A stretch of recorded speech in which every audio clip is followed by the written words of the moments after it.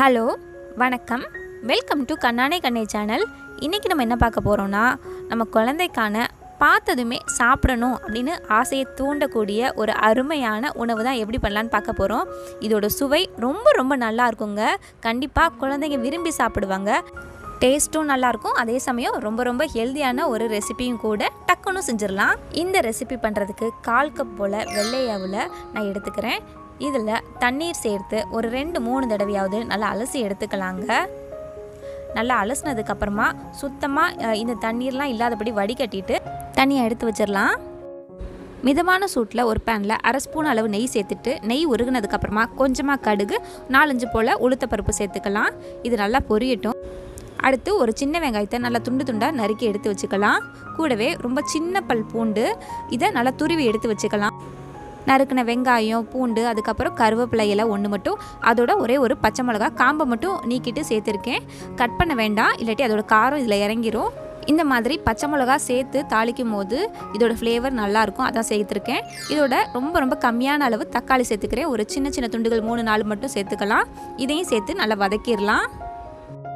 வெங்காயம், தக்காளி, பச்சை மிளகா, கருவேப்பிலை எல்லாமே நல்லா ஃப்ளேவருக்காக தான் சேர்த்துருக்கோம். மற்றபடி குழந்தைக்கு ஊட்டி விடும்போது இதெல்லாம் எடுத்துடலாம். இந்த பச்சை மிளகா இந்த அளவுக்கு வதங்கினதுக்கப்புறமா நான் தனியாக எடுத்து வச்சுருவேன். இது தேவையில்லை இனிமே. அடுத்து இதில் காய்கறி சேர்த்துடலாம். நான் உருளைக்கிழங்கும் பட்டாணி வேக வச்சு எடுத்திருக்கேன். இது பார்த்திங்கன்னா கையால் நசுங்குனா நல்ல நசுங்குற பதத்தில் இருக்கணும். இதுதான் சேர்க்கணும் கிடையாது. பீன்ஸ், கேரட் அப்படின்னு எந்த காய்கறி வேணால் நம்ம சேர்த்துக்கலாம். இதையும் போட்டுட்டு லைட்டாக வதக்கிக்கலாம். இப்போது 1/2 கப் அளவு தண்ணீர் சேர்த்துக்கலாம். ரொம்ப ரொம்ப மீடியம் ஃப்ளேமில் வச்சுக்கோங்க. தண்ணீர் நல்லா கொதிக்கட்டும். இந்த மாதிரி தண்ணீர் கொதிச்சதுக்கப்புறமா நான் ஏற்கனவே ரவையை வறுத்து வச்சுருக்கேன். இதை 1 ஸ்பூன் அளவு சேர்த்துக்கிறேன். நல்லா மிக்ஸ் பண்ணிக்கலாம். நல்லா மிக்ஸ் பண்ணதுக்கப்புறமா நம்ம ஊற வச்சுருந்த அவலை சேர்த்துக்கலாம்.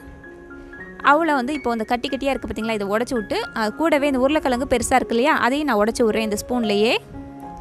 அவ்வளோதான், இது அப்படியே வேகட்டும். பாருங்கள், இந்த அளவுக்கு நல்லா குழையாக வேகணும். அப்போ தான் குழந்தைங்க சாப்பிட்றதுக்கு நல்லாயிருக்கும். தேவைப்பட்டால் இதில் இன்னும் கொஞ்சம் கூட நெய் சேர்த்துக்கலாம். நல்லா மணமாகவும் இருக்கும், சுவையாகவும் இருக்கும். 1 வயது கம்ப்ளீட்டான குழந்தையாக இருந்தாங்கன்னா இதில் உப்பு சேர்த்துக்கோங்க, ஒரு பிஞ்ச் அளவு. ரொம்ப ரொம்ப டேஸ்ட்டாக இருக்குங்க. கண்டிப்பாக குழந்தைங்க மீதியே வைக்க மாட்டாங்க. அதே போல் உங்களுக்கு கிடைக்காதான்னு நீங்களும் வெயிட் பண்ணுவீங்க. அந்தளவுக்கு இதோட சுவை ரொம்ப நல்லாயிருக்கும். 7 மாதங்கள் கம்ப்ளீட்டான குழந்தைங்களுக்கு தாராளமாக இந்த உணவை காலை அல்லது இரவு உணவாக நீங்கள் செஞ்சு கொடுக்கலாங்க. நான் ஏற்கனவே சொன்ன மாதிரி வெங்காயம், தக்காளி, கருவேப்பிலை இது எல்லாமே குழந்தைங்களுக்கு ஊட்டி விடும்போது தனியாக எடுத்து வச்சுருங்க. அதெல்லாம் ஒரு ஃப்ளேவருக்காக தான் ஆட் பண்ணது.